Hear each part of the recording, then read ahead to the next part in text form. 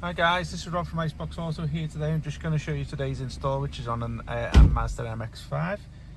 This is the 10.25 inch screen which has gone into this car. I think it's about 2014 years age car anyway. So as you can see, this is the original menu of the car. Obviously you just control that via your normal command section between the seats, and you can just simply go over onto the aftermarket side, which is the Android operating system. Just come with built-in CarPlay and Android Auto. As you can see, the command wheel section is still operable on this, and obviously you can still use the touchscreen if you want, but yeah, it's still fully functional with the command section down. If I was to press the Navi button down below, it goes into Google Maps, which is obviously just a map we've put on the Android side. So I'm trying to give you a little bit of a demonstration on what the system's got today. So that one there takes you back to the original Mazda menu. This one takes you to the MP3 player, which comes with 2 USBs. 1 second. Does work with the steering wheel controls, as you see me just adjusting that there.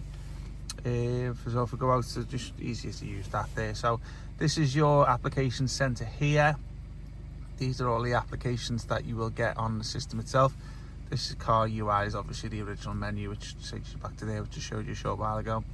So I'll just give you a little rundown of what the system's got. So you've got your aux there, which is basically not really good in this day and age, these type of systems.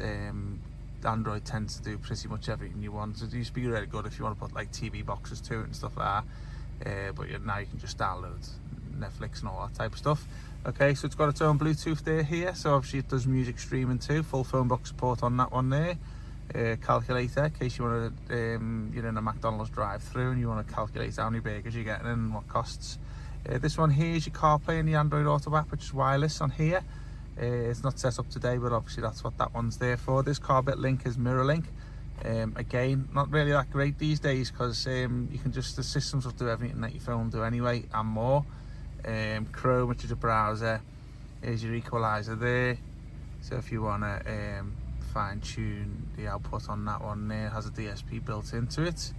File manager, if you want to upload any applications onto there that you can't get in the Play Store, you can do that. Gallery, which is just basically picture diagram. So obviously, again, I say just to show you, the command section still works in that one there. There's your Google browser, Google Maps, music player, MP3 player there, navigation, another shortcut. Here's your Netflix if you want to sign into that. Let's go back out here. There's your operation guide, which gives you the manual, just to show you basically, you don't get paper versions these days.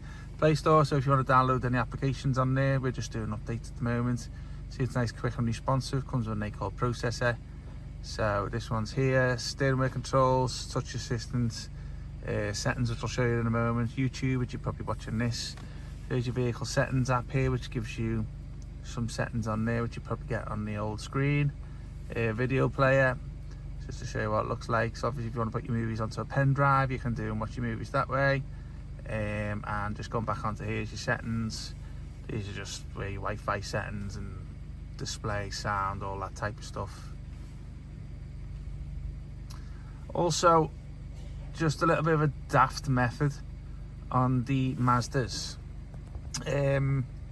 Pretty similar to the Audis and the MMI boxes that you install and stuff like that. So basically what we've had to do, pretty much just the purpose of how these work, is it works into the auxiliary of the car. So basically, if you've got nothing plugged into the auxiliary port, then your aux channel is greyed out. So today, we've had to basically just plug a wire into the auxiliary, just the other end's loose. Now what that does is, on the original Mazda menu, the aux channel is not greyed out because it thinks that it's got something in there.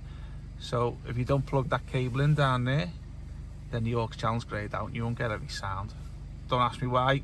Bit of a daft method with the factories at the moment. As I say, these are similar. So yeah, hope you liked the video, and hope to see you soon. Take care, bye bye.